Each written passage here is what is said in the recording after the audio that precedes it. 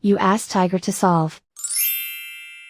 This deals with linear equations with one unknown. The final result is n equals -7/6. Let's solve it step by step. Swap sides. Group all constants on the right side of the equation. Subtract 9 from both sides. Simplify the arithmetic.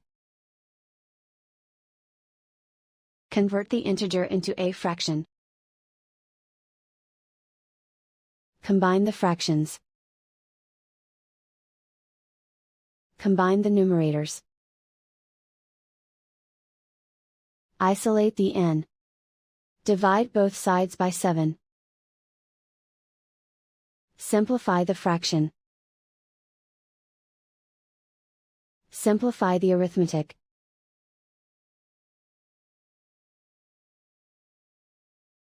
And so the final result is n equals -7/6.